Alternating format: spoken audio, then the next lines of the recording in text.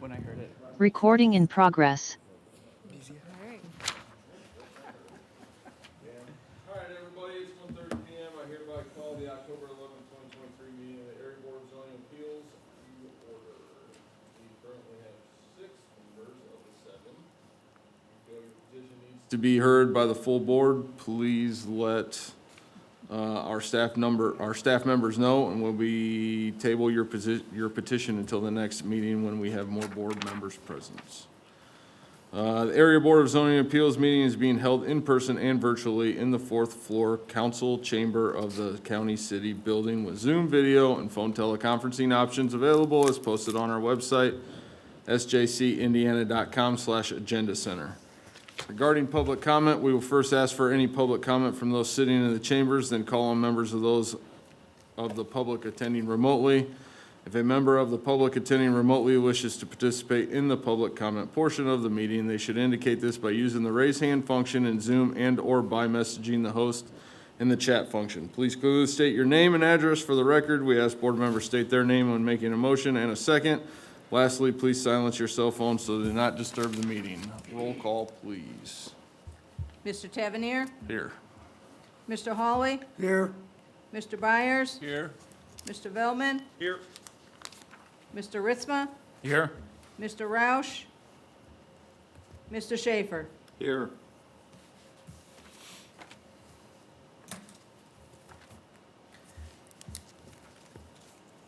Petition number 1, location 13138, State Road 23 Highway, an unaddressed abutting parcel to the south and east. Owner 2713 North Bendix LLC. Requested action, variances, number 1 from section 154.070 sub C to A1B to allow a 6-foot high ornamental security fence with greater than 70% open space in the front north yard where a maximum of 4 foot would be permitted.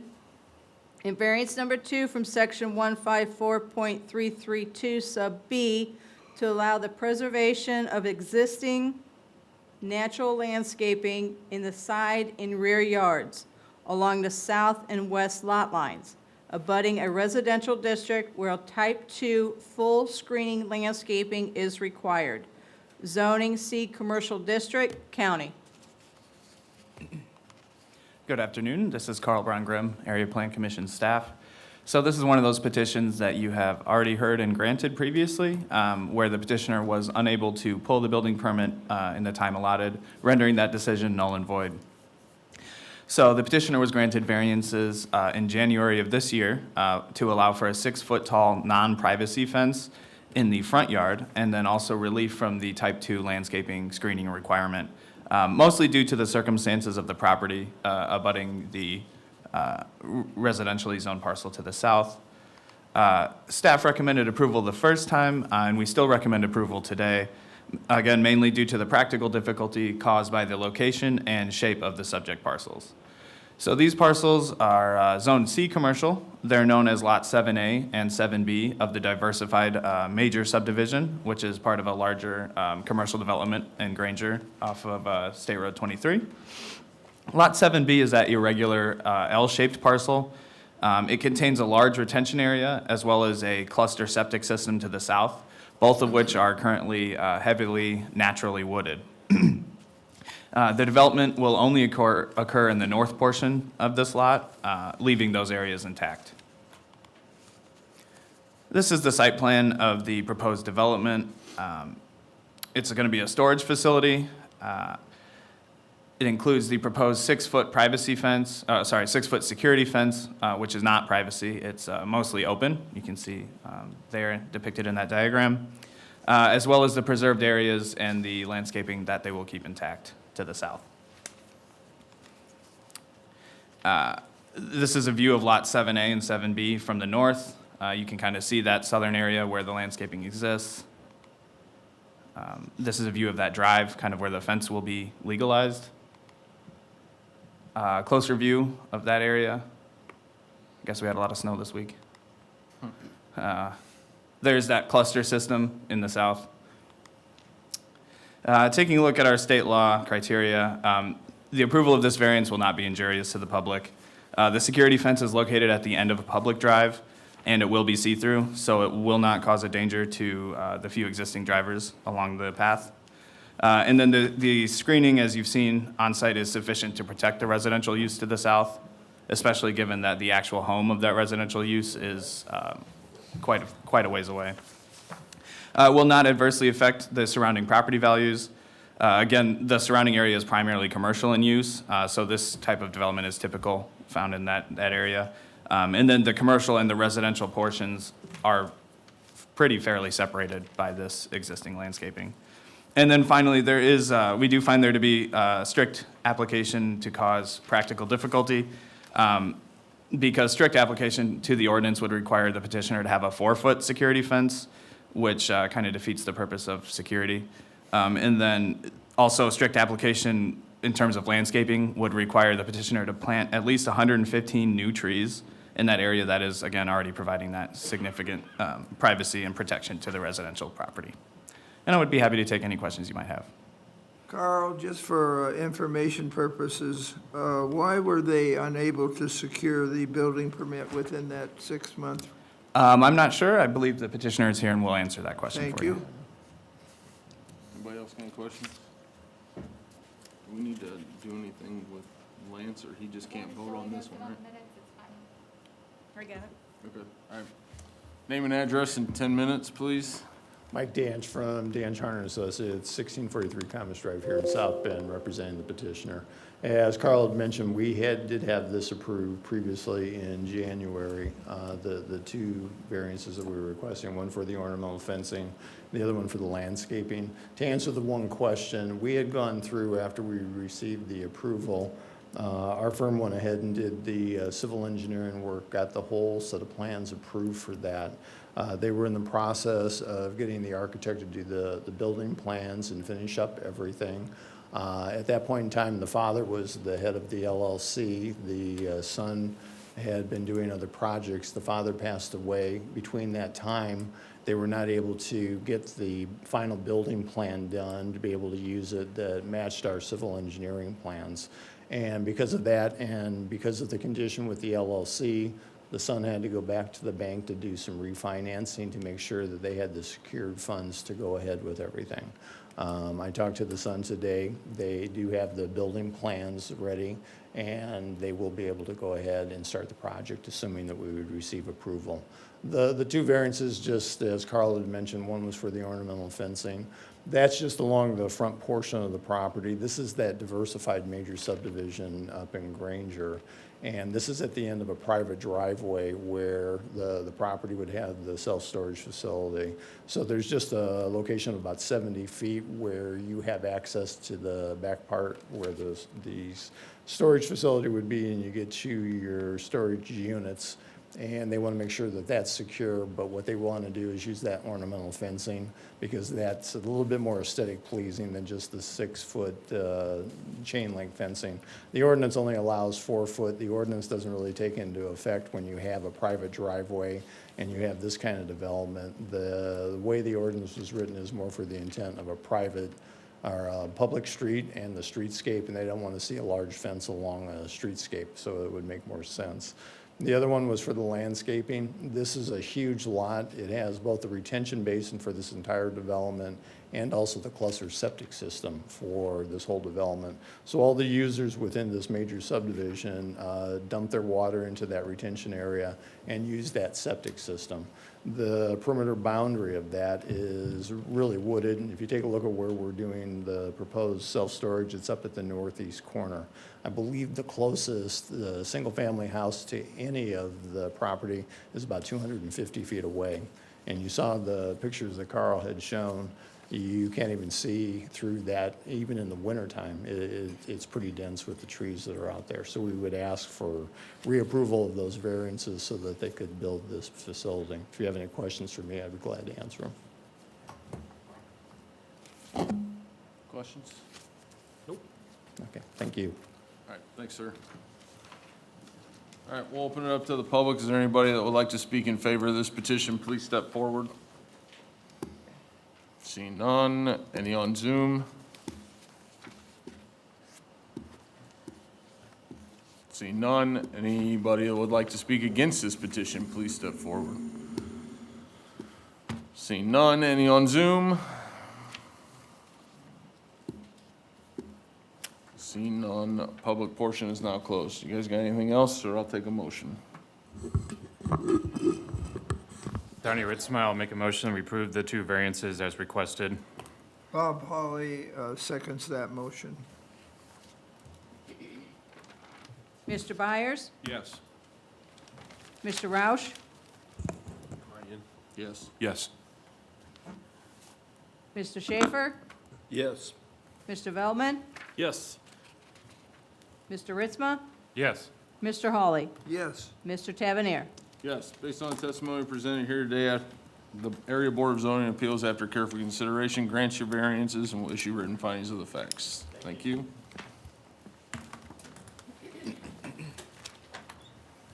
Petition number 2, location 18825 Waite Boulevard. Owner Mark A. Say bye. Requested action, variance number 1 from section 154.107 sub C1 to allow for a front yard setback of 25 feet where 35 feet would be required. In variance number 2 from section 154.107 sub C2 to allow for a 1-foot side yard east building setback where 8 foot would be required for construction of a new accessory building. Zoning R Single Family District, County. This is Carl Brown Grimm, Area Plan Commission staff again. So the petitioner is looking to build a 22 by 44 foot accessory structure in their front yard near their eastern property line. The subject property is found off of Waite Boulevard. As you can see, the right-of-way on this minor local street is pretty significant. It's actually 90 feet. So in order to meet the required front yard setback, structures on this road must be built at least 80 feet away from the center line of Waite Boulevard. And that's 5 feet more than what we require for those undedicated county roads that are typically less populated with higher speeds traffic. They're also asking for a side yard setback in order to fit the structure east of the existing drive. This type of setback appears to be common in this neighborhood. In fact, the property directly to the east, Lot 153, was granted a side yard setback variance in 2001, allowing them also a 1.5-foot side yard setback. This is a view of the subject property in the existing drive. Also, the area of where the proposed structure will go. This is Waite Boulevard. The pavement is approximately 20 feet in total, but there is an additional 70 feet of right-of-way, 35 past the pavement on both sides. There's that Lot 153, their neighbor to the east, also has an accessory building right up on that east property line. This is the site plan provided by the petitioners. It shows the structure, the primary house, the proposed garage. Important to note, the petitioner has 2 active septic systems in their rear yard, effectively making it impossible to build anything behind their primary structure.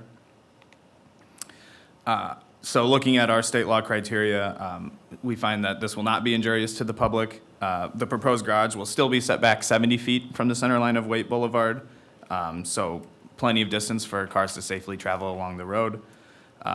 Additionally, the property line to the east is partially screened by a privacy fence, and that should help limit any adverse impact to that property. It also will not adversely affect the property values of the area adjacent. As we've seen, detached accessory structures like this are pretty common in the neighborhood.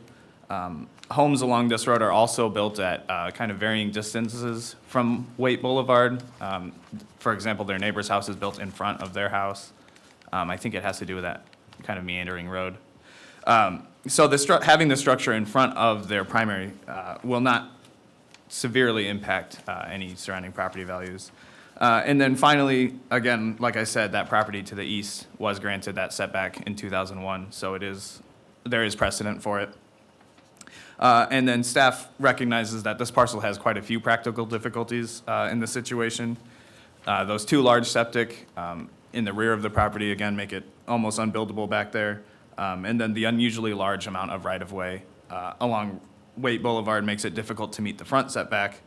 And then finally, the placement of the drive on the property would make it so that if the petitioners were to build to the side setback, they would have to put the garage in the center of the property, and that would potentially cause more problems from a neighborhood standpoint than what they're proposing.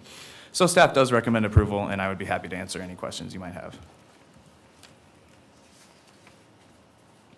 Anybody got anything? Good job. No? All right. Thank you. Name and address, please, in 10 minutes. My name is Erica Leskowski. I live at 18825 Waite Boulevard, South Bend, Indiana, 46637. We originally, when we were looking at a pole barn, we just needed to gain some extra storage space. Obviously, we have kids and we have bikes and toys and things like that, along with, as the picture shows, some boats. So we originally wanted to build in the backyard because we have a huge backyard and we have, a fenced-in backyard as well. Upon looking into that more, we determined that we do have two field systems that are both actively in use. I did, just to verify, call a septic people out to verify indeed we do have the chambers, along with using the old system as well. They verified we did. We also considered looking into possibly demolishing the old aggregate system in the corner and moving our field system over so we could accommodate on the side yard. But in the process, we've also looked at, obviously, the front yard. And again, at this time, we've changed our dimensions a little bit to the 22 by 44. But again, just the storage space that we're kind of running out of what we have currently now, and along with the hobby of him and our kids building in the garage and doing like tinkling in the garage, we just were looking to get, some extra storage space there. Okay. You guys have any questions? I just have a couple of questions. So it's hard to tell because of, based off the dimensions and the pictures and what's out there, but the new structure, will it meet or be closer to the road than the house that's right next to you there? Will it be like even with the house, or will it be extending past the front of the house? It will be extending past the house next to me. Okay. And how far would you estimate? 20 to 30 feet. And I will say, I did also, before we went any further with anything, I did actually verify with my neighbors on all four sides of us to see what their thoughts were, if they would have any objections to this, and they gave their blessing. Did you explore any feasibility to maybe just adding onto the garage and coming out so you still meet the setback opportunity, but maybe not the side yard setback, but you meet the front? We did look in the possibility of doing it behind, but again, because we have clearly a very wooded lot, in the original chambers that were put in because. No, I apologize. Let me clarify, towards the front. So if you took your existing garage, could you go to the garage, the shows the front of the house? Oh, in the cement? Yeah, so if you were to take that garage and extend a little bit, maybe turn an L corner on there and come forward, you still get to the 1 foot on the side setback, but you then meet the front setback requirements. We did talk about that originally, but we didn't think, we would still like to have the concrete there. Okay. Where our kids do play. Gotcha. So that's why you couldn't impede into that pad that's already there and then still meet, I mean, we're talking about 10-foot difference is what it boils down to, realistically? Yeah. So you couldn't move that back 10 feet at all? I mean, we could look into the possibility of that again. Okay. Thank you. You're welcome. Anybody else got anything? No? All right, thank you. All right, we'll open this up to the public. Is there anybody who would like to speak in favor of this petition? Please step forward. See none. Any on Zoom?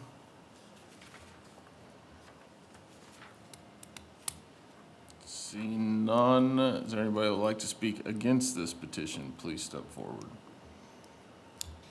See none. Any on Zoom? Seeing none, public portion is now closed. You guys got anything else, or I'll take a motion?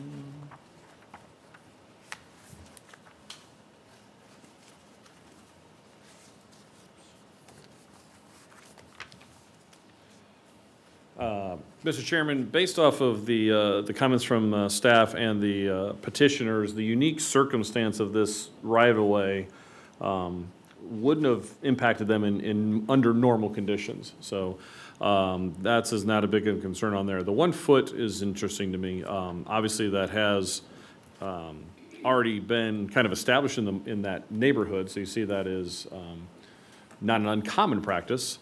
And seeing there's no remonstrators that would impact this immensely, in my opinion, I would make a motion to approve both variances as requested, subject to the conditions as laid out in the staff notes. Bob Hawley, I second that motion. We have a first and a second. Mr. Byers? Yes. Mr. Ritzma? Yes. Mr. Roush? Yes. Mr. Schaefer? Yes. Mr. Velman? Yes. Mr. Hawley? Yes. Mr. Tavernier? Yes. Based on the testimony presented here today, the Area Board of Zoning Appeals, after careful consideration, grants your variances with what, special, what did you say? Subject to the conditions in as the laid out in petition, staff laid out notes. by the staff, and will issue written findings of the facts. Thank you. I saved you having to repeat the entire thing. Yeah, appreciate that. Petition number 3, location 23758 Grove Street. Owner, Success with Real Estate Incorporated. Requested action, variance from section 154.107 sub C 2 to allow a side west yard setback of 6.98 feet, where 8 feet is required for an existing dwelling. Zoning R Single Family District, County. Yes, this is Sean Klein with Area Plan Commission staff. So a recent survey of this property indicated that the existing house in the southwest corner is only 6.98 feet setback from the west property line, where 8 feet is required. The portion of the house that is not meeting the setback, based on the historic aerials, was constructed sometime between 1987 and 1993. I can really only pinpoint it to that time period. And it's kind of impossible at this point to see whether a building permit was issued or whether what was constructed complied with the site plan submitted with that building permit. But the current owner determined that it was not meeting this side setback, and now they would like to bring it into conformance to prevent difficulties in the sale of the property, financing, that sort of thing. Staff recommends approval. Granting this slight deviation from the side setback variance will have no adverse impact on the neighborhood or the public, and there is practical difficulty in that there's really conceivably no other practical way to bring the existing house into conformance. And here's a view of the house from the street.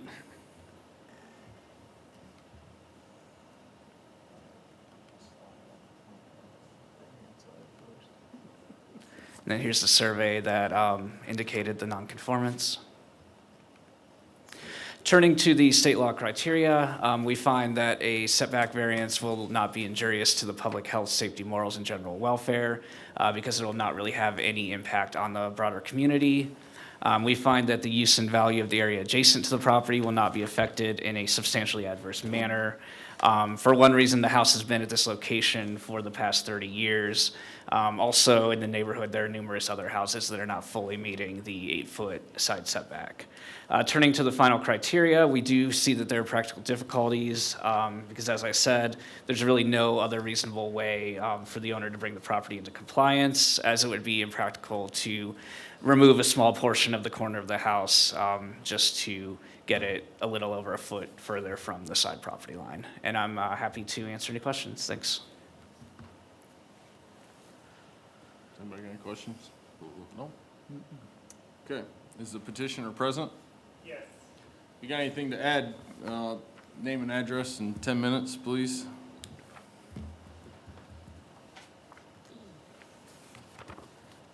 Hello, I'm Jeremy Hyde, 23758 Grove Street, South Bend, Indiana, 46628.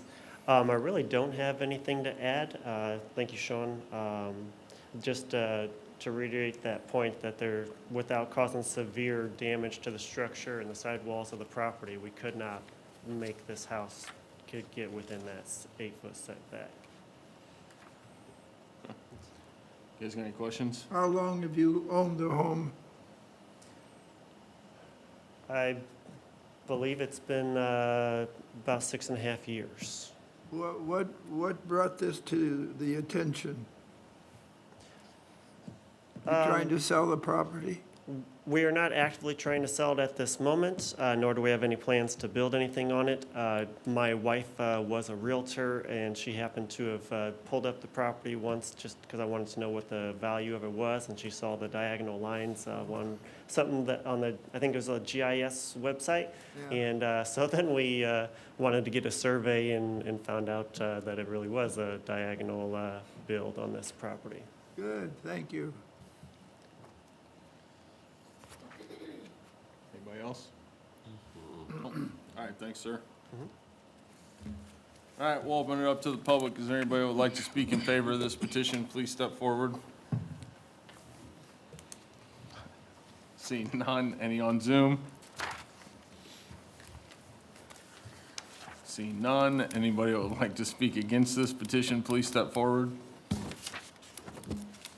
Seeing none. Any on Zoom? Seeing none, public portion is now closed. You guys got anything else, or I'll take a motion? Donnie Ritzma will make a motion to approve the variance as requested. Bob Hawley will second that motion. We have a first and a second. Mr. Velman? Yes. Mr. Schaefer? Yes. Mr. Roush? Yes. Mr. Byers? Yes. Mr. Ritzma? Yes. Mr. Hawley? Yes. Mr. Tavernier? Yes, based on the testimony presented here today, the Area Board of Zoning Appeals, after careful consideration, grants your variance and will issue written findings of the facts. Thank you.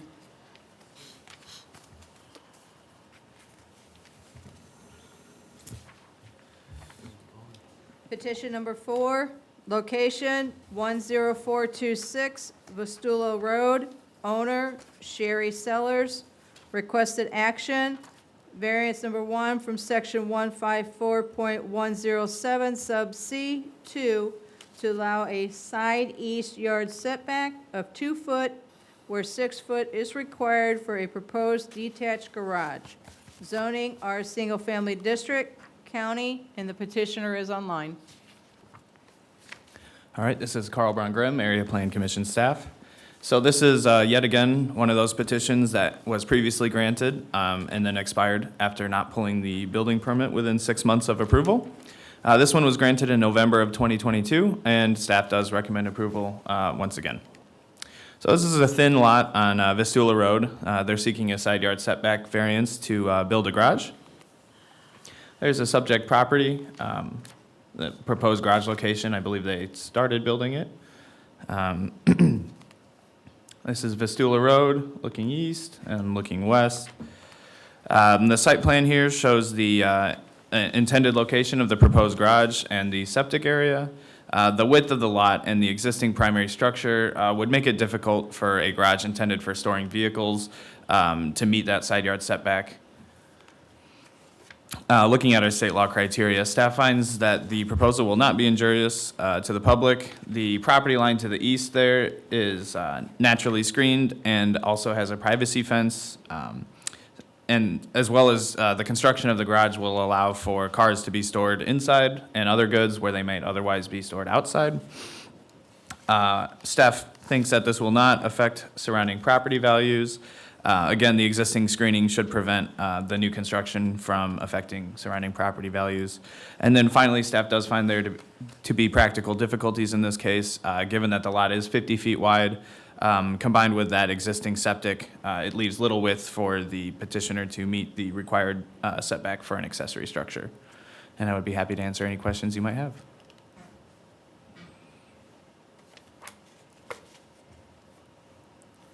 Oh, all right.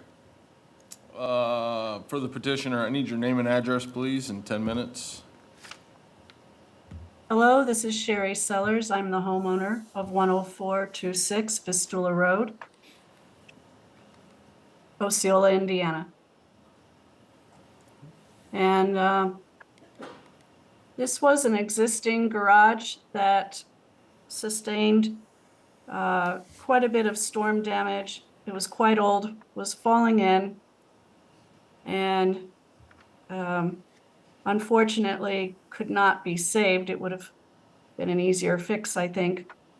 But anyway, since it has to be redone, I hired an architect, took a look at the site, and had all the setbacks and lines checked. And it would be helpful to have the garage back. And it is a narrow lot. I did get the blessing of the neighbor to the east of me. And I was not able to have the permit pulled. We tried to shore up the 2 existing walls, but I wasn't able to get the permit pulled because my father ended up going into hospice, and that's been very time consuming. So I'm gonna try again, and winter's coming on us, but I'm gonna try to get it going again. And I thank you for your time. You guys got any questions? No? All right, thank you. Thank you. All right, we'll open this up to the public. Is there anybody who would like to speak in favor of this petition? Please step forward.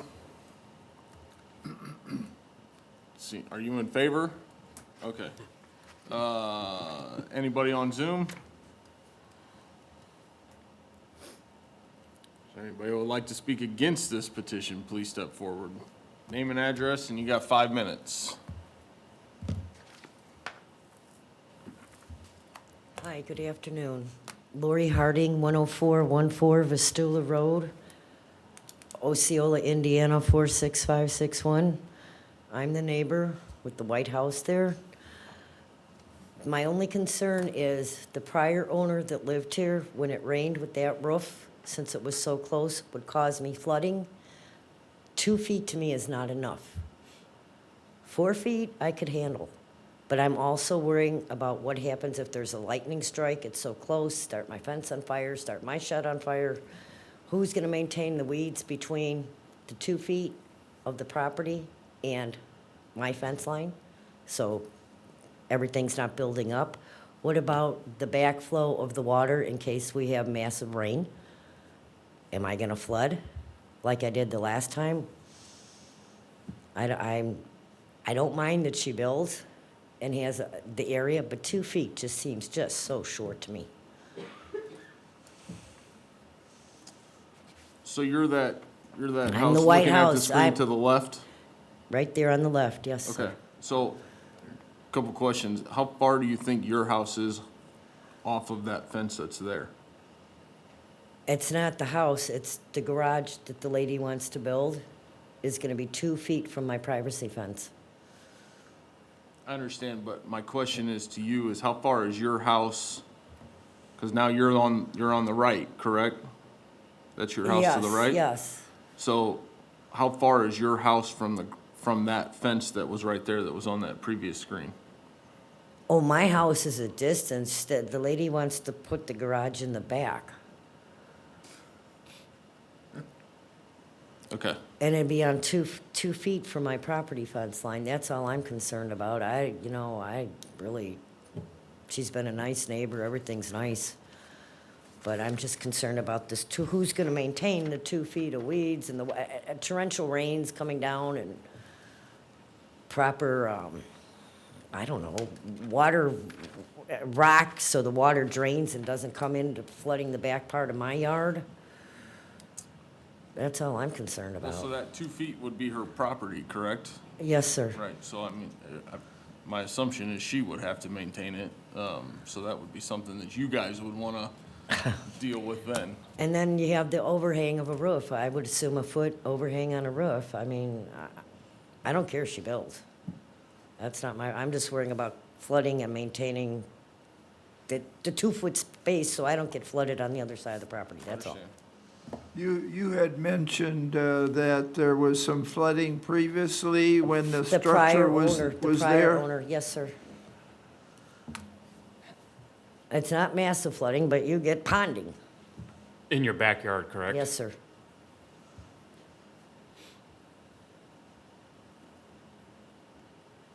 And that's all I really have to say. Otherwise, I have no problems with it.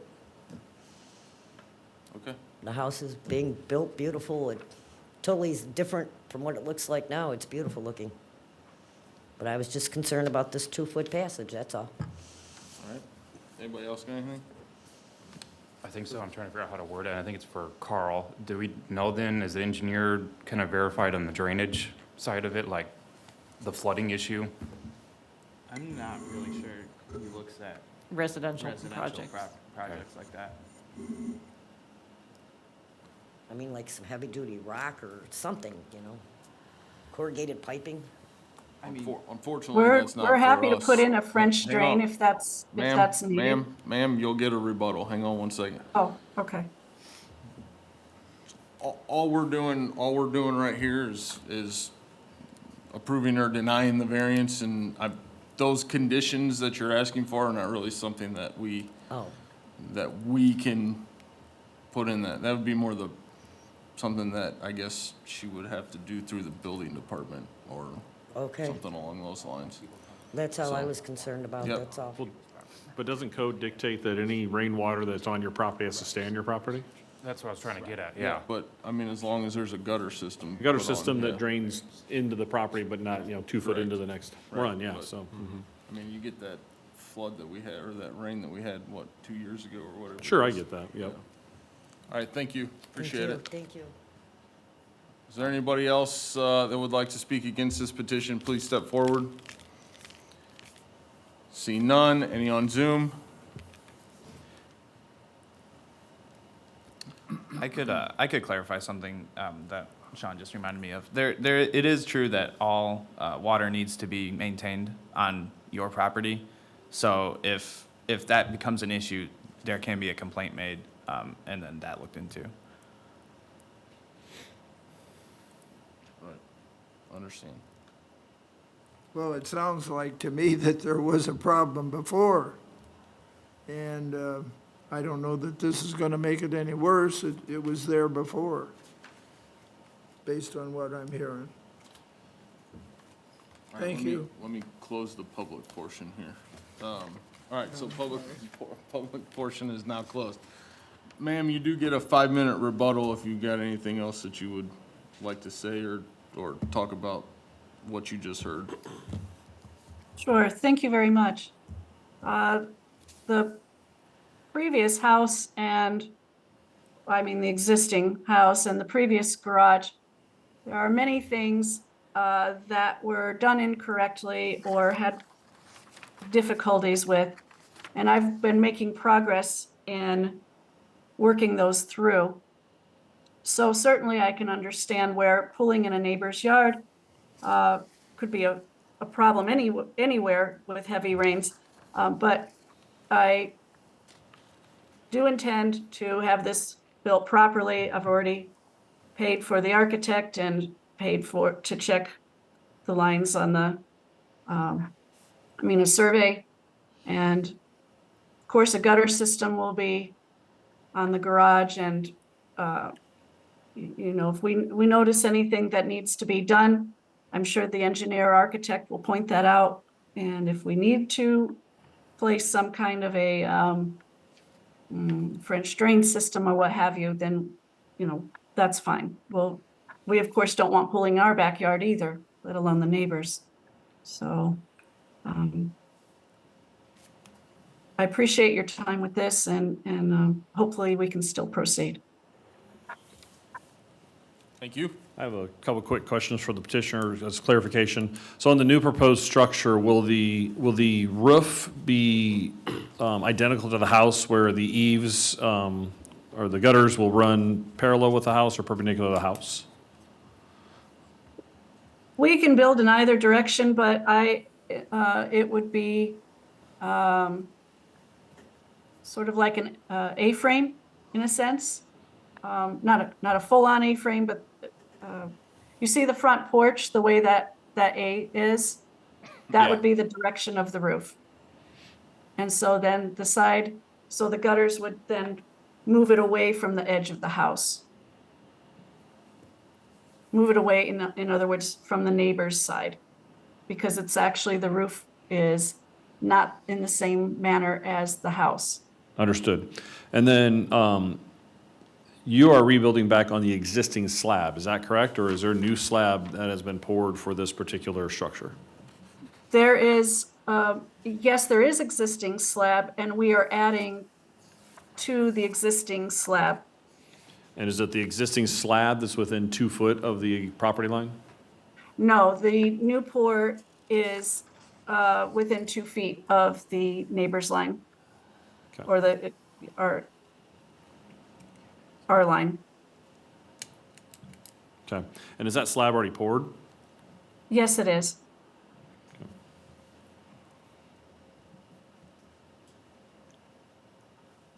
And what are your plans for landscaping around this new structure to address the remonstrators' concerns about the land, or the, who's going to take care of that 2 foot between the privacy fence and this new structure? What do you plan to have there? I think gravel in between the fence and that side is sufficient. I have a gravel driveway now. I don't intend to put any bushes or anything like that. It's a fence. So I think gravel with some type of screed underneath of it. Okay, thank you. And I do have thank you, and I do have a regular hired gardener that's been taking care of the property. When this Thank you. variance was granted 6 months ago, was it the same circumstance? It was going to be the same size garage? So Yes, everything sir. was the same then as it is now? That is correct. Why did what was the delay in construction? My father's been in hospice, and Oh, that's right. Yeah, I'm sorry. Okay, I know. thank you. Thank you. Do you already have a general contractor hired for this? I myself am a general contractor, and I have family members that are in the business, and so we're trying to get this off the ground. All right, thank you. Thank you. You guys got anything else? Nope. All right.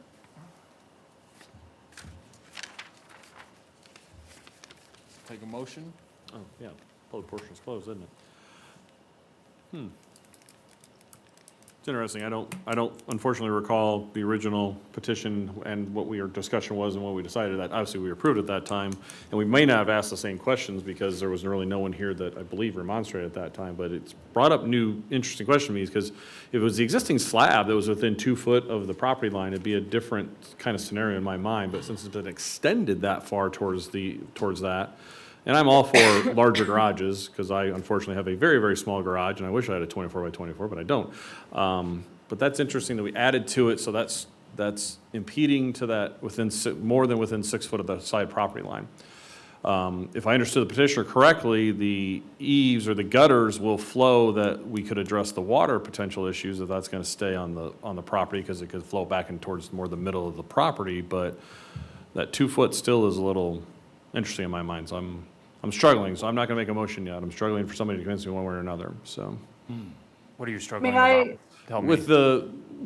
We added to pass the restrictions in ignorance. The existing structure may have been 6 foot, which meets the minimum distances, and now we added to within 2 feet. So we went against what the ordinance calls for. Might have been in ignorance, so I'll forgive that part of it, but if we're rebuilding on back what was the existing condition, then that may have met the minimum requirements, so. we knowingly went against, potentially knowingly went against the ordinance as it's written, so. And you have any other feelings anyway? Or you don't care? I vaguely remember. I'm just asking the general, okay. group in general. Go ahead, DJ. I'm just saying, I vaguely remember it, Yeah, I honestly don't remember myself. Yeah. so my decision's being based off of today. Yeah, that's what I'm looking at is, I mean, just because we approved it previously doesn't mean it's going to get approved again, so. But Joe, are you worried, is it the maintenance getting? No, I in think and- she addressed the maintenance. If she's gonna put gravel there, that's weed eat, you could weed eat it, you put, Roundup on it to control the maintenance side of it. I'm not, and 2 foot is enough to maintain, in my opinion. It's more about the structure being that close to the side, when it previously might not have been. She acknowledged that that was where the new slab was poured, was on the side portion towards the property line. So that's where it got extended to, so. Brandy, I can ask her another question, right? You have to call her back up, but yes. Okay. Okay, I'm sorry, I forgot your name. Lori Hardy. Sherry. Sherry. Oh, sure. I got 2 more questions for you, I apologize. Okay. One, if this was started before, the variance was applied for, if I remember correctly, correct? The first time? That's correct. We were working on what we're gonna do with the space and extended the slab. So the concrete, so was the building, there was no building permit pulled either, correct? Correct. Okay. So so you got red tagged by the building department, which is how you found out that you needed to come here? I don't remember now the sequence of events, but I think so. Okay. I remember now. Okay. I tried to salvage the existing garage, but most of it was too rotted to do so. Yeah. And I the understand. existing garage was too small for even a car of today's standard. And considering that I have a car and a truck, I'm needing the space for that and for storage of tools and what have you. And just a one stall just isn't, it's not enough. And I can't go the other direction because of the septic. And the way that the driveway is to the back of the house, the existing driveway, it makes more sense to be able to go forward straight into the garage.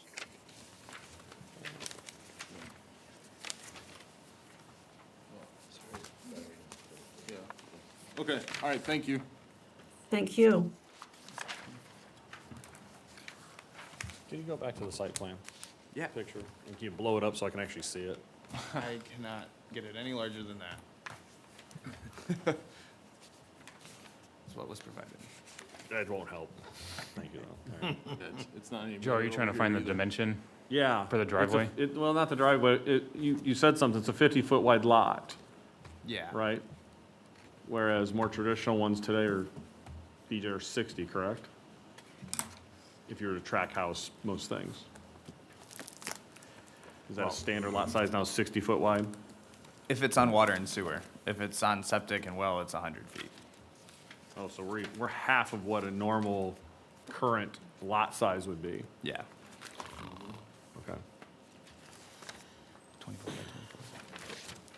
I was gonna try to pull it up on here, but I can't. That's all right. I got the It's answer. gonna be hand math. I got the answer I was looking for, which is, this is a very narrow lot trying to fit into a much larger structure into a very narrow lot. So we're trying to put something into, at the time, wasn't thought of, I guess, so to give a little grace realistically. When this house was built, no one needed a 2-car garage, when now we do. Road.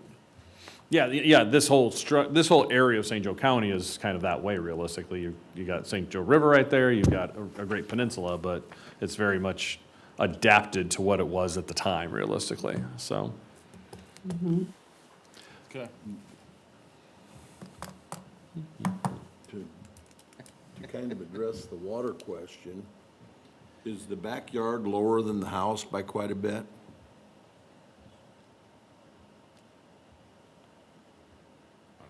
I don't, you'd have to ask her. I don't know anybody Yeah. who can answer that. I can't answer that. I'm not a land surveyor. Yeah, Yeah, without a survey, it's hard to say. yeah, so, I don't, it's hard to. Listen, the building department, the code is that, you know, technically there is no code on an outbuilding that I can think of that you have to put gutters on as long as your rainwater is maintained on your property, right? So, What's the hardship putting it in the front yard? Or towards Vistula? that's where the septic is. No. No, Or am I backwards? subject's right there. Putting it in front of the house near Vistula versus where it's currently at now. Front of the garage, so to speak, the entrance to the garage, towards Vistula. No, like literally all the way up In front, the front of the house, he's saying. like relocating it all together. What's the hardship about doing that? Probably because the existing slab gives them some opportunity to reuse, I suppose. Yeah, but Yeah, I get you. wouldn't it kind of, if it works, negate the whole variances? I don't know, what's the front setback there then? That's a different scenario. And then it looks like there's from the side of the house to the side setback, there's 11.15 feet. So is that sufficient width not to get vehicles through there into the back of the garage? Another thought I have thinking, well, what if it was up more towards Vistula? Right. 11 feet gets a little narrow for a truck. That's what I'm trying to say. The front porch is, So, I don't think that did you want to ask a question? So- I can do that. So Sherry, I guess the questions I was addressing to the board are probably more applicable to you. What's the hardship about doing the garage in the front? extremely high. The front porch was a $15,000, addition or upgrade, I guess, because there was already an existing porch, and I upgraded it. And I think it would take away from the charm of the house to stick it, I mean, the lot is so narrow, and putting a garage in the front. Plus, I still have the old oak timbers in the back on the two walls that you can see where one I've added wood to hold up. And the existing slab, that's just so much more money. And I'm already upside down. And now taking care of all my father's things. I'm just, I don't want to go start all over again. Sure. Just thought I'd ask. I thank you. The whole neighborhood is getting upgraded. You might have known that there's several large houses getting built. And this house isn't that big, but I'm trying to keep up with the standards of the rest of the neighborhood. A couple of these are, yes, smaller houses, but when you first turn into Vistula, there's a brand new house right next to the marina. Beautiful. They did a great job. And the street over on Lehman, they've got a new house, and several of the neighbors are adding. So I think it would be nice to have a two-car garage there. I think I can deal with the water abatement issues. The backyard is pretty close to the level of what the house sits on. It slopes down towards the street from the front of the house on.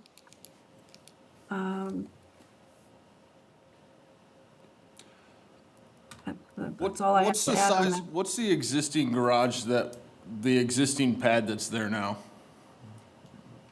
I think we have it on the paperwork. Yeah, can't read it. Yeah, I can't see any It's of so this. small, we can't read it. Okay. Off the top of my head, I really don't know the right answer for that. I don't know. So that addition that we're, Oh, it's a one stall, it's a one, slightly more than a one stall, I guess. I don't know if we can clarify. that framing that's up right now that we're looking at would be on our left-hand side, right? Correct. What's the width of that? Do you know what the additional concrete was that was added? Right now, it's a full 24 by 24, and I dug underneath the existing slab and reinforced and added more concrete. Looked like it was 18.75 before. So it was 18 foot? Yeah. Yeah, they're saying 24. Yeah. Yeah. 18, 19 feet. So, what's could we, I mean, are you gonna put two doors on this, or is it gonna be one 16-foot door, or One door all the way across. as in 16, or? Yes, that would be a 16 plus a right side door to be able to store tools. Okay, so is there, I mean, listen, we gotta go through all the options here, right? So, I guess the question that I'm gonna ask is what is the probability of doing a 20 by 24 instead of a 24 by 24?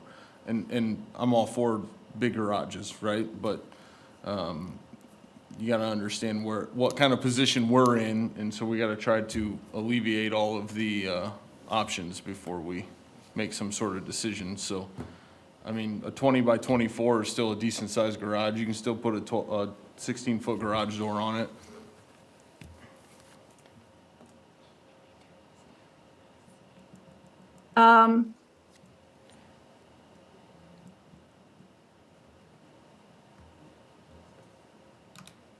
The way that it's situated feels a little weird to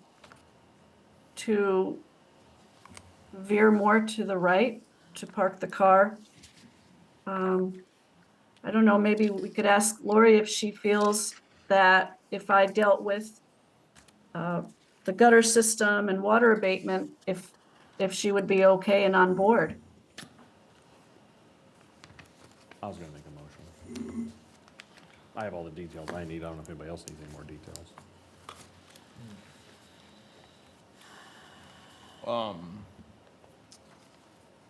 Okay. So, understanding the petitioner side of this and then taking into account the remonstrator side of it, she had two issues. She had the maintenance of it and then how water is gonna be handled. Both of which I think the petitioner has addressed. And we know now that any water that's generated on her property needs to stay on her property, and that gives a remonstrator recourse to go back if that does happen, to have that alleviated in the future if necessary. And I'm satisfied with her gravel, that she will maintain that side of that 2 foot. So I would make a motion to approve the variance as requested, subject to the conditions as written by the staff in their recommendation.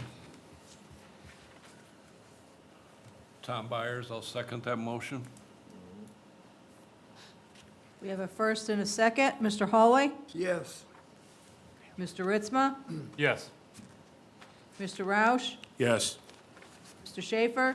Yes. Mr. Velman? Yes. Mr. Byers? Yes. Mr. Tavernier? Yes, based on the testimony presented here today, the Area Board of Zoning Appeals, after careful consideration, grants your variance, subject to the conditions by staff, and will issue written findings of the facts. Thank you. Thank you.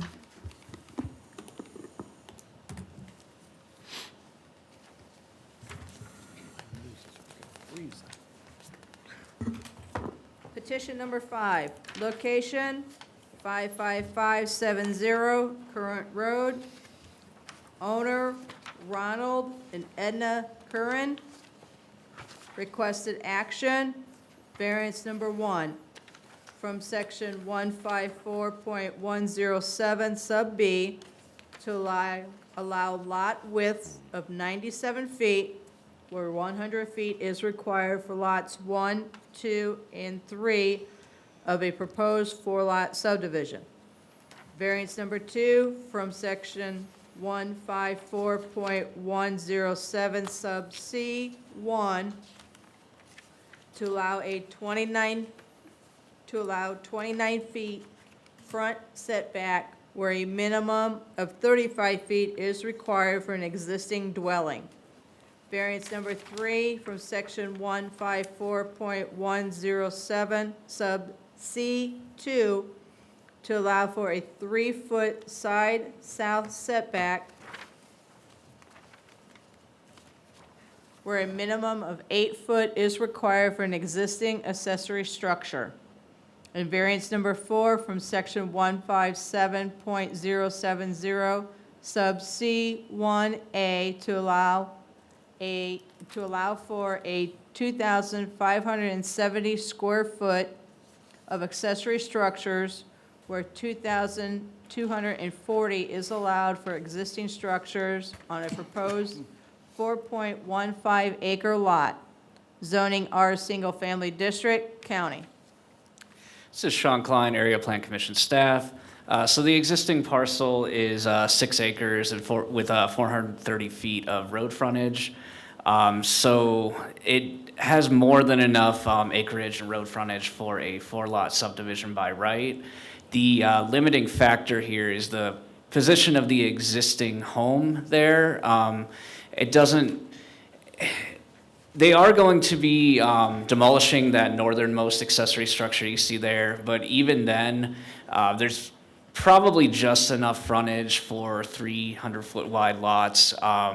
But in consultation with the staff, we found that it would be preferable for them to seek variances to slightly reduce the width of those lots rather than encroach into the 8-foot setback of the existing house. We felt that that would have less of an impact on the future use and value of the property.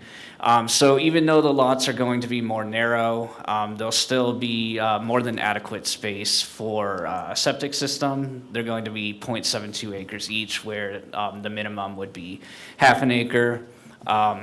The other variances for the front setback, the side setback, and the accessory structure square footage, those are all related to existing structures. They only need the accessory structure square footage one because they're effectively reducing the size of the lot that the accessory structures are going to be on. But it's only a slight departure, and when you look at the general area, it's not really all that out of character with the larger residential lots that are kind of transitional between that and the industrial properties to the south. So staff does recommend approval of the variances. This is one of the existing structures.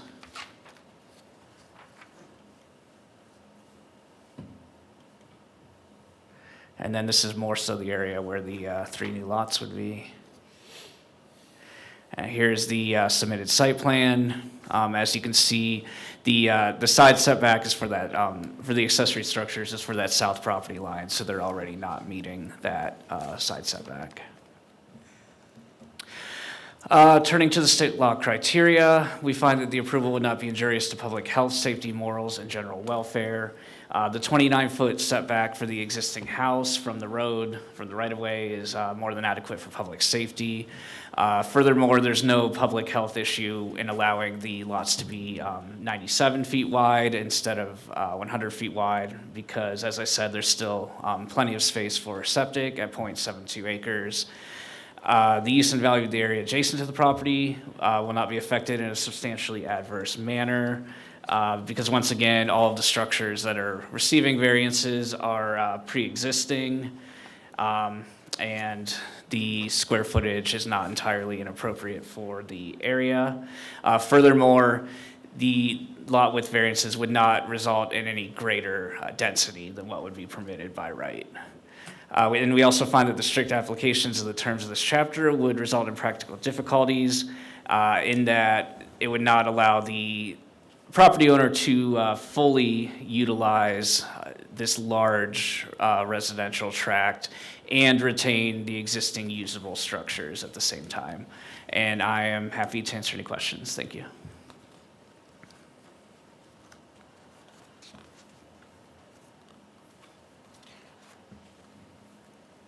You guys got anything? All right, thank you. Name, address, and 10 minutes. Good afternoon. Chris Godlewski, Avonmarsh, 315 West Jefferson Boulevard, South Bend, Indiana, 46601.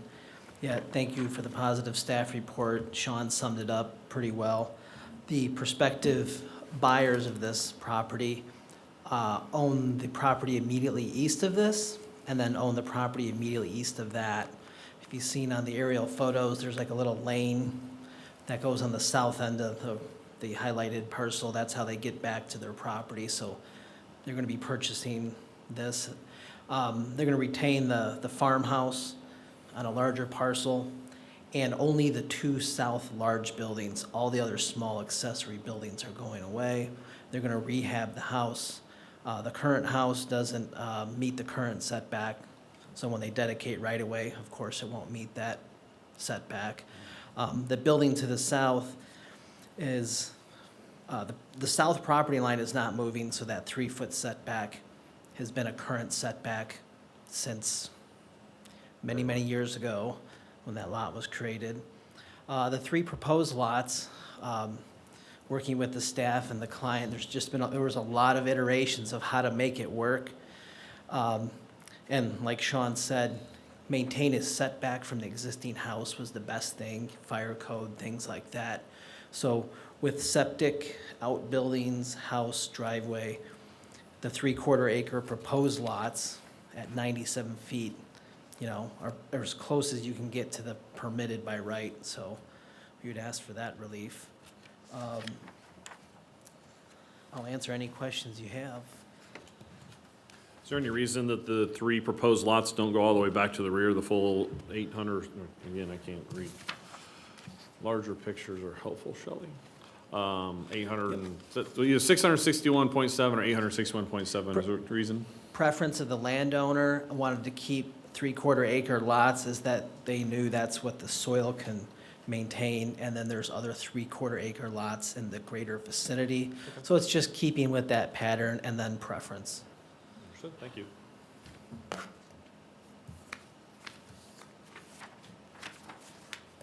Anybody else? No? All right, thank you.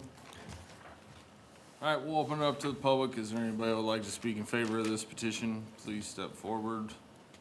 Seeing none. Any on Zoom? Seeing none. Anybody who would like to speak against this petition, please step forward. Seeing none. Any on Zoom? Seeing none, public portion is now closed. You guys got anything else, or I'll take a motion? Mr. Chairman, even though these 3 new proposed lots do not meet the 100-foot width requirement, I think 97 feet is a great compromise. Considering the lot is large enough to support 4 divisions, it makes sense that this is the most applicable way to continue what's existing and make it work, and then bring in the other 3 allowable lots. It would be a hardship to not let somebody utilize the structures the way they are, but also not utilize the rest of the lots to their full extent as well too. So I make a motion to approve the variances, which I believe there are lots of them, as proposed, subject to the conditions as written in the staff comments. Donnie Ritzmo, second. We have a first and a second. Mr. Byers? Yeah, yes. Mr. Hawley? Yes. Mr. Roush? Yes.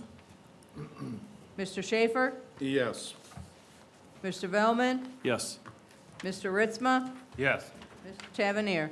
Yes, based on the testimony presented here today, the Area Board of Zoning Appeals, after careful consideration, grants your variances on the conditions recommended by staff and will issue written findings of the facts. Thank you. Thank you.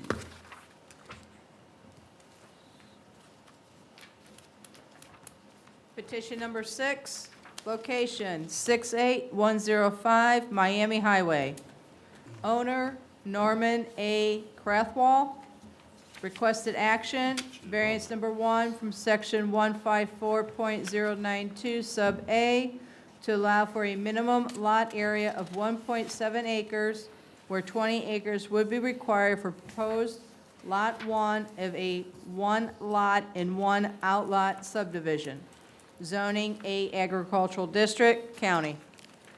Good afternoon. This is Fariel Sharif, Area Plan Commission staff. This is a lot area variance petition in the agricultural district for proposed Lot 1 off Miami Highway, part of the proposed subdivision. In this case, they're moving property lines on what they're calling Lot 1, where the residential lot is currently, and combining all the farmland into one proposed Outlot A.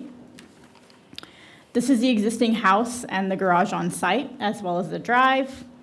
Here is looking slightly north towards Riley Road. The adjacent properties are all farmland and some low-density residential homes, typical of what you would see in this district. Here is looking slightly south, a better view of the drive and the garage. North again from the road, and south. As shown, this subdivision is not adding residential units. Where those potential residential uses could have been created by right are instead going into that one unbuildable outlot. The site plan more clearly shows the adjusting of those lot lines. I hope you guys can read this one for Lot 1. You can see that before the drive for Lot 1 was kind of going off the lot lines, and this proposal would fix that. Where the other longer dotted line is, that's labeled Outlot A of Krathwold's Miami Minor. Currently, it's its own lot, but through the subdivision process, they're proposing to make it part of the other lot into one large 47-acre lot. Looking at the state law criteria, the variance will likely have no impact on public health, safety, or morals. It will not allow for the establishment of a new residential use in the agricultural district. The use and value will not be substantially affected in an adverse manner. As shown on the site plan, where they could have added new potential lots by right, again, they are instead proposing creating that larger unbuildable outlot to preserve that farmland and allow continuity of ownership. And there is no encroachment onto the agricultural land from Lot 1 from what we can see. Finally, this strict application we believe would result in practical difficulties. The current minimum lot area requirement would deny the petitioner the ability to adjust lot lines and accommodate existing structures on site, such as a driveway. Strict application would possibly result in agricultural land being taken out of production. For those reasons, we're recommending approval of this variance, and we can answer any questions.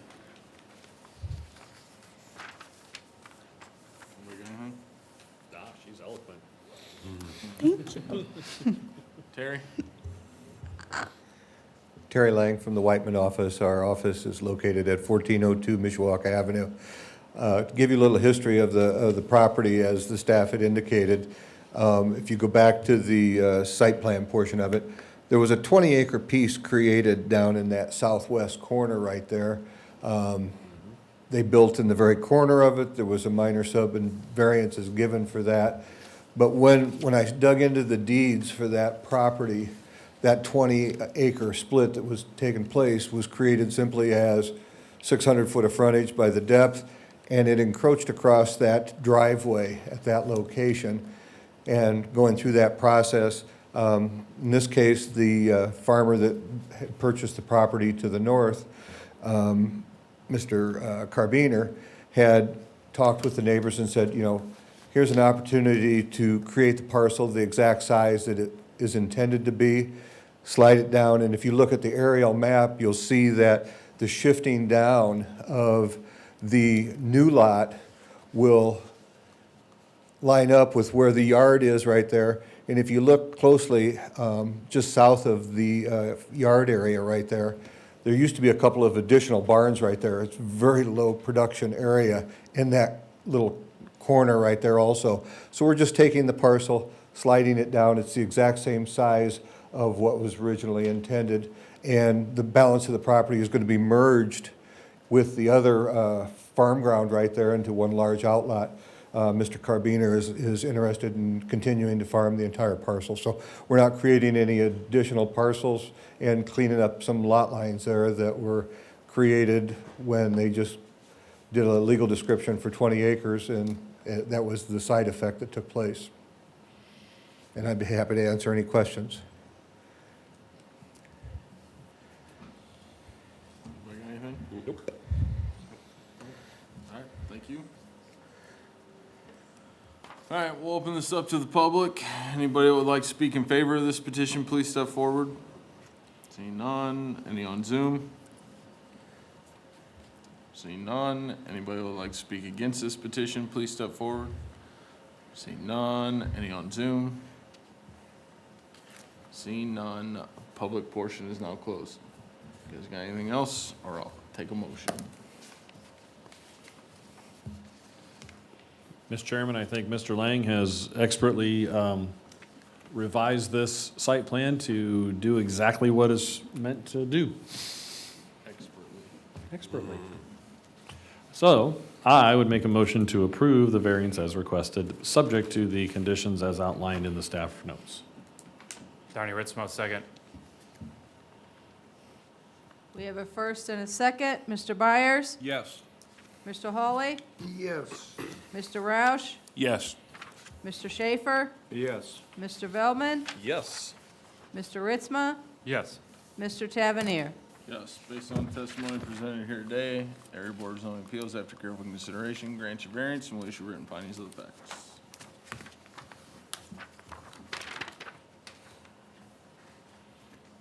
Petition number 7, unaddressed parcel plus or minus 16.5 acres known as Outlot A of Krathwall's Miami Highway Minor, an unaddressed parcel plus and minus 32.3 acres located south of Riley Road and west of Miami Highway. Owner Kenneth and Hope Carabiner. Requested action.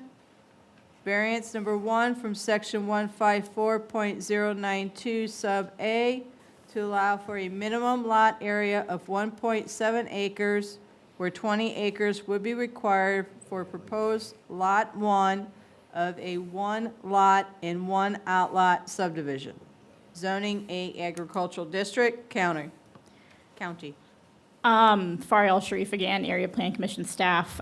This petition is an extension of the last one. That's why it's not in there twice in your packets. It is for the larger lot, the proposed Outlot A, but essentially the same case as the last one. As Mr. Lang mentioned, currently the outlot does not have the same ownership as the variance you just approved.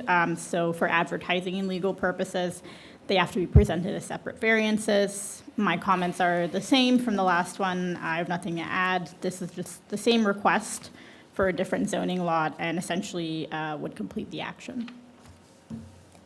Okay. Guys, any questions?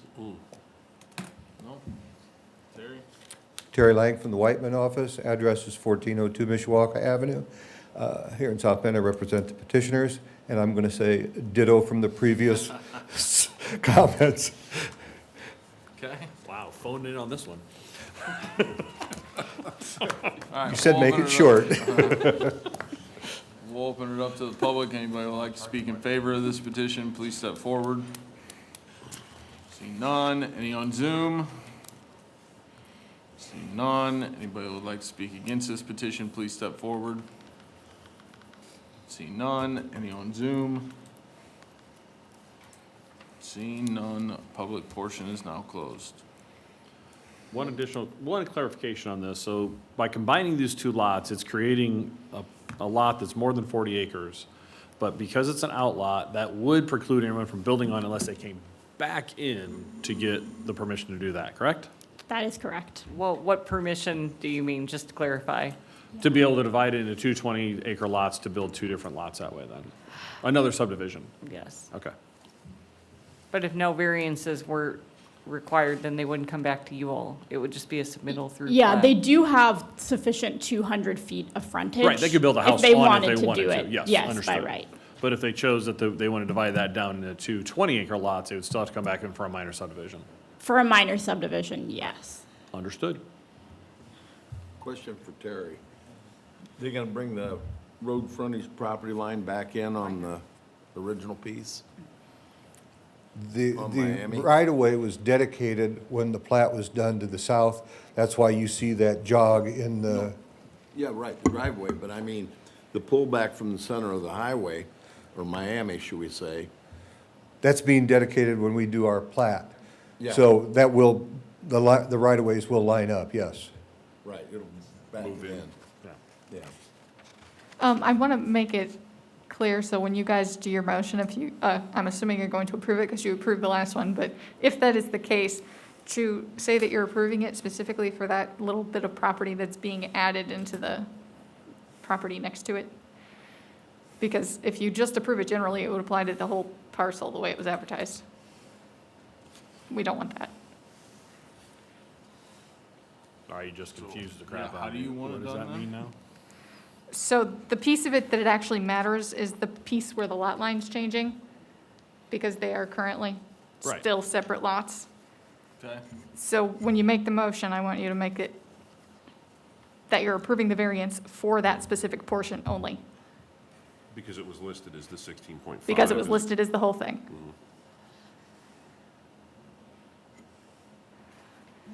All right, you make the motion. Lance, make a motion. Yeah. Mr. Chairman, Lance Roush, I would like to make a motion that we accept this variance as written specifically to the 1.7 acre area of land that's in question. Clarifying that he means the portion that's being added to create the 1.7 lot. Correct. Bob Hawley, I'll second that. Great, but how am I gonna, how do I repeat this? Specifically to the 1.7? To the portion of this lot that's being added to create the 1.7 acre lot. But it won't be 1.7 anymore. The lot that they're creating will be 1.7. They pull the property line in from the That's what the center- property line is being created, is they being pull moved to create. Property line from the east, off of Miami Highway, back in on to the right-of-way, you lose land. The acreage shown there is excluded the right-of-way, so It's what they're intending to end I'm not talking with. about the property between the two properties. I'm talking about the property from the road front, when you pull it back in to make it county rules. the acreage is shown right there underneath Lot 1 is the acreage that will be there when the plat is created. So that 40-foot right-of-way is already excluded off of that 1.72 acres. Okay. Yes, the 1.7 is the intended end number. Okay. Okay, we have a, motion and a second. Mr. Byers, Yes. Mr. Ritzma, Sure.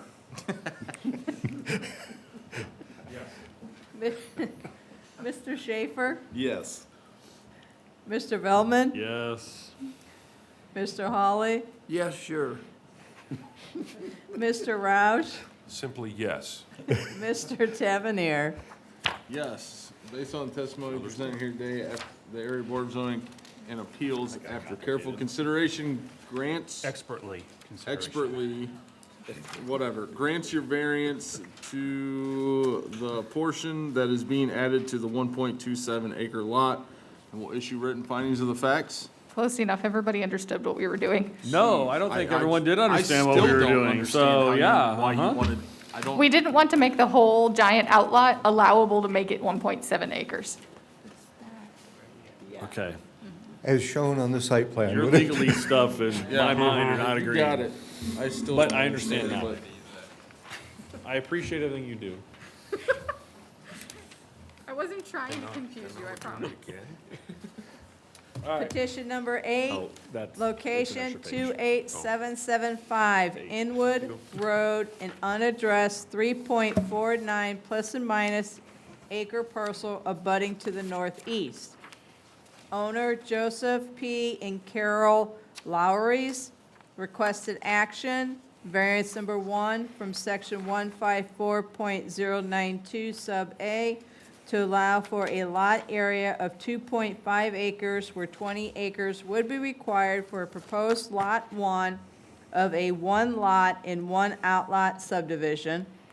Variance number 2 from Section 154.092 sub C to allow for a lot frontage of 40 feet where 200 feet would be required for proposed Lot 1, a lot less than 20 acres, zoning A agricultural district, county. Farial Sharif, Area Plan Commission staff.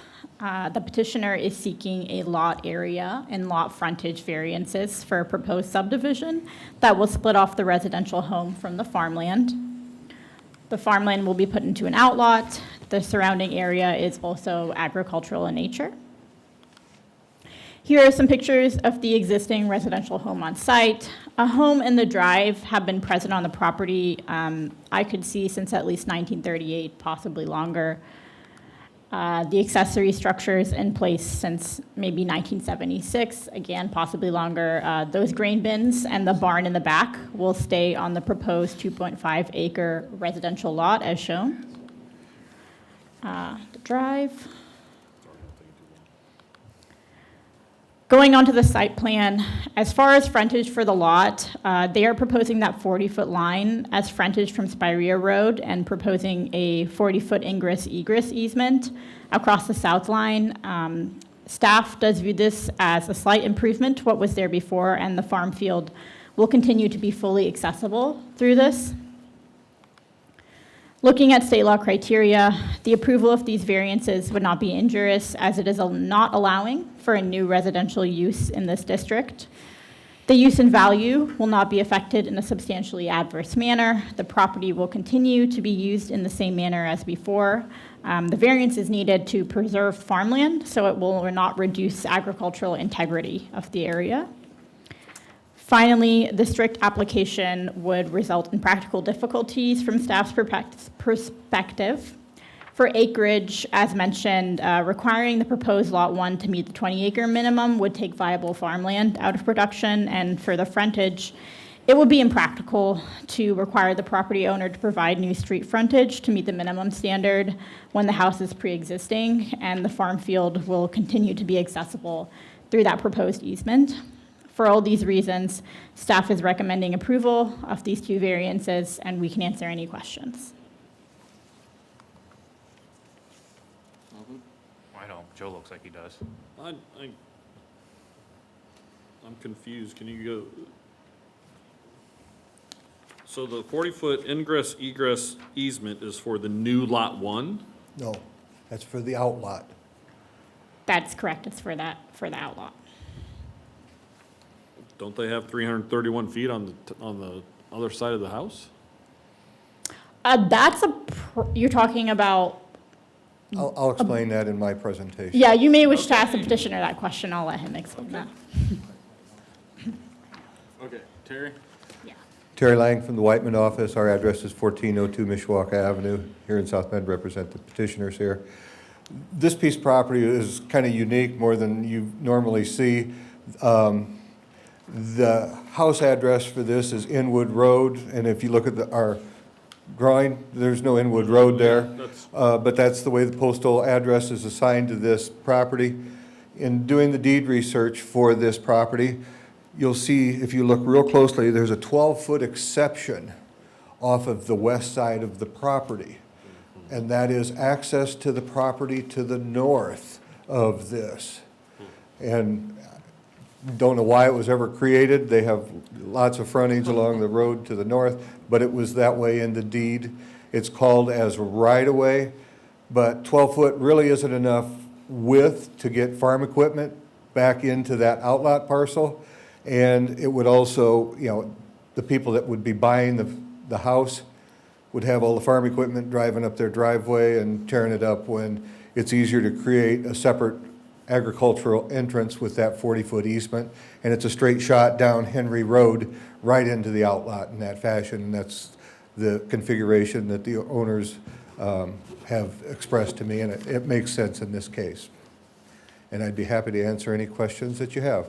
We are saving the ag ground as much as possible. Are you combining these two parcels into the outlot then? Because I see two different tax keys. Those will be combined together on the plat, yes. Okay.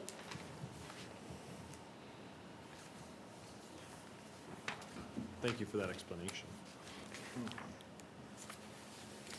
My opinion, Terry, 40 feet ain't enough. But it's a lot better than 12.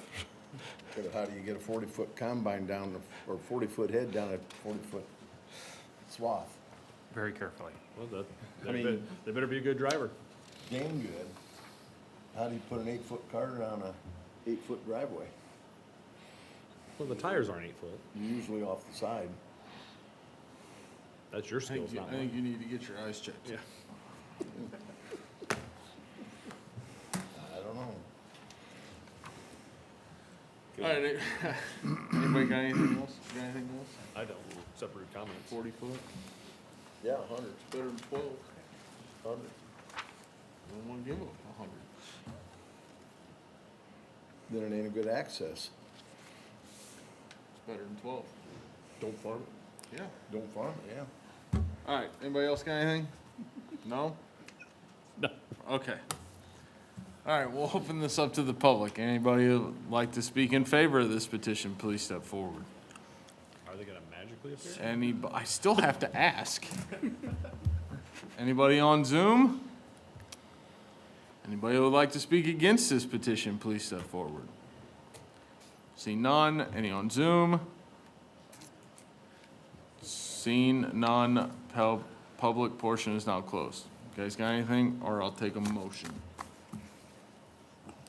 Bob, you can be kind of awful quiet today. Oh.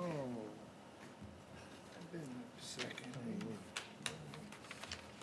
Mr. Chairman, I very much appreciate the technical explanation that we received during this petition. I would make a motion to approve the variances as requested, subject to the conditions as laid out in staff notes.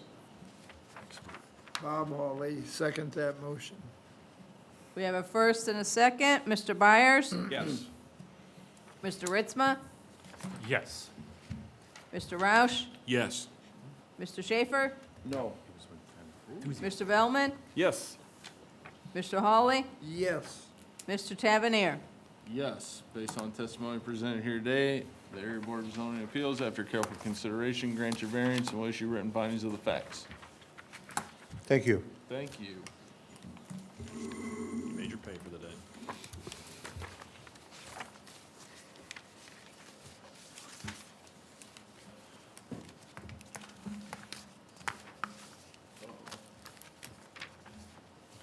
Are we ready for the Mr. final? Chairman, Joe Velman, I would make a recommendation to accept the findings of the facts as recorded. Or approve the finding of the facts as recorded, I should say. Oh, Bob Hawley, second that motion. Okay. Motion is second. All in favor? Aye. All opposed? Perfect.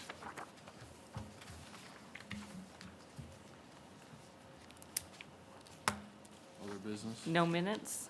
No Minutes. Under other business, we do have a request for an extension. Not because they didn't meet the 6-month requirement, but they will not be completed with their project within 3 years as required by our bylaws. We distributed an email requesting the extension from the petitioner. This is a tax credit project that is being funded through IHCDA. The petitioner is online to speak to the request. Doug? All right, Hold on, I was unmuting myself. I apologize. all right. Can you hear me? We sure can. Yeah, this is Doug Klingensmith representing AHEPA Senior Living. Do you need an address? 10706 Sky Prairie Street, Fishers, Indiana, 46038. We are requesting, again, as she stated, an extension to the 3-year period. The reason for that is when we initially submitted for the financing for this project, we expected to be done far sooner than this. A couple of things as delineated in the email have caused us to be delayed. Number one was that when we got some of the financing from HUD, specifically a grant from HUD to build the senior housing that we're planning on putting there, they had made an error in the way they calculated the rents. That caused us a significant delay in having to redo the financing and work with HUD to resize the project slightly. And the second thing that caused a problem was Indiana Housing and Community Development has a tax exempt bond program that they use to help finance programs like this. That program ran out of money last May, and they had to shut the program down, so we were unable to obtain that financing in a timely manner. They reopened the program with a round dated July 3rd of this year with an award date of November, that their November board meeting. We are at this point the highest scoring application in the Northwest region by a significant margin, so we fully expect to be funded.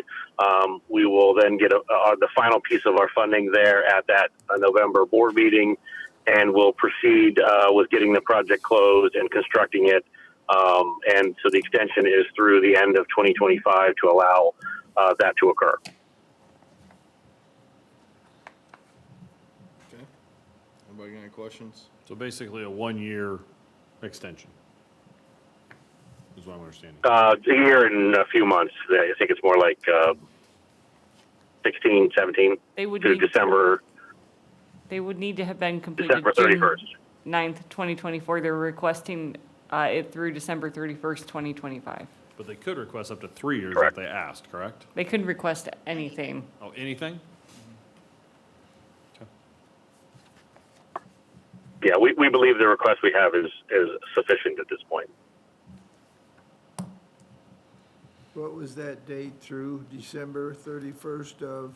2020. Correct. And the variances, 25. they vested their variance by filing for the subdivision. This is just, they won't meet the second requirement of being completed within 3 years. So,